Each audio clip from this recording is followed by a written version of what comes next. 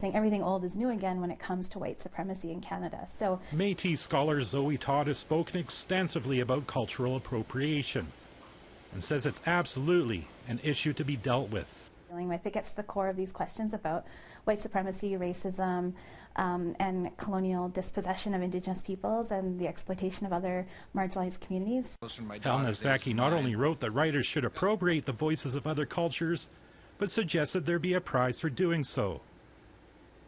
That led several prominent non-Indigenous editors to jump on the Niedzviecki bandwagon and promise to donate money to the prize.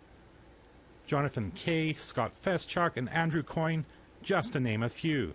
That was suggested, and seeing the names that were on that list, it was just kind of scary. Helen Knott was one of the contributors to the issue.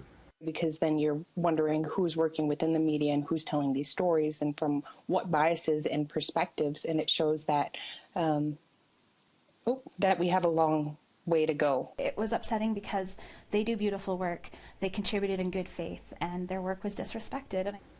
The controversy goes beyond writing and literature. For example, Amanda Pial was severely criticized for appropriating the work of Norval Noriso. And it's really sad that we have to keep coming back and having these basic conversations with individuals. The social media backlash did contribute to the resignation of Niedzviecki and Jonathan Kay. Seeing resignations, as I've said elsewhere, I think, 10 years ago, maybe that wouldn't have happened.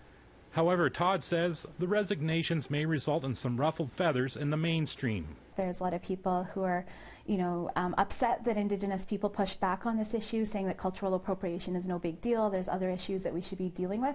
Knott did get an apology. I accepted that and engaged and said, okay, so how do we move forward past this? Because it's not just about outrage, it's also about building a future together, and how do we move forward in a good way. Todd Lamirande, APTN National News, Ottawa.